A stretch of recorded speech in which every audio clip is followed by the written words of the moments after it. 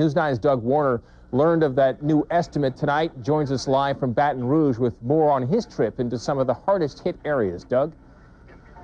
Well, Alex, we did too hear that same figure. It's just hard to imagine possibly 10,000, if not more, dead there in the city of New Orleans. Other estimates are rolling in from other parishes as well. The numbers simply staggering, despite the number of volunteer searchers and first responders from around the state who have responded to this crisis. We're in a state of martial law. I just authorized our SWAT team. We're on a clear full-fire mission. They have the right to use deadly force. Our journey into New Orleans first took us into neighboring St. Bernard Parish. Parish still in the business of fighting criminals. In one nursing home, we had 31 people that drowned in their sleep that night on the ground floor. And discovering the dead. New estimates from this small but deluged parish along the Mississippi, up to 1,500 may have died in their attics.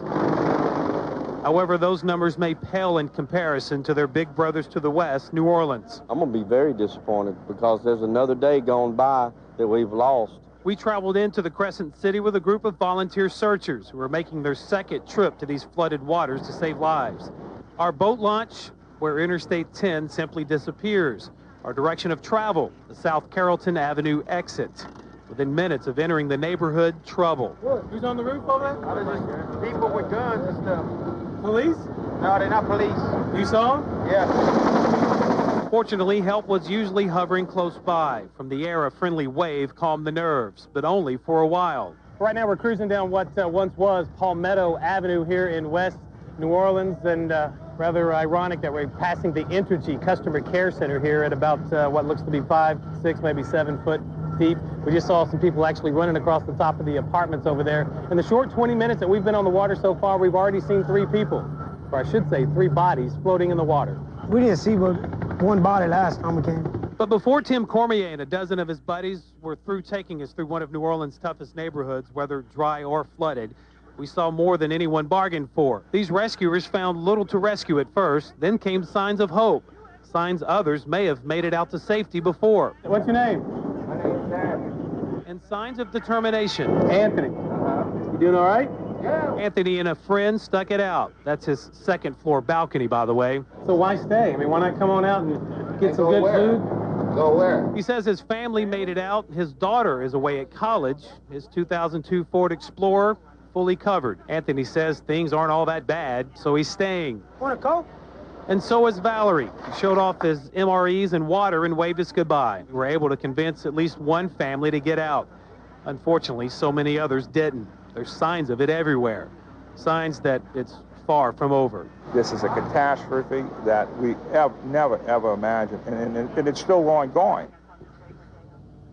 I talked to those volunteers today by phone. I have learned that just the next morning after we rode with them, they rode with SWAT members who went out looking for more survivors in some of the most dangerous neighborhoods. They took on fire. 6 gunmen from an apartment roof shot at them. SWAT team fired back, killed all 6. We haven't heard about this in the media reports, likely because there's been many shootings like this, and the communication is slow and it's just not getting out to the public. Back to you. Doug, we have all been inundated with images, especially images of New Orleans, and so we all kind of think we have a picture of what it's like there, but you've actually been there now. What can you tell us? What have you seen that's different than what we're seeing? You know what it feels like inside? It hurts a lot. I mean, I'm from Louisiana originally, and what I've seen, it looks like a bomb's gone off. I've heard so many comparisons to Baghdad. You could 20, 30-mile stretch in any direction from New Orleans.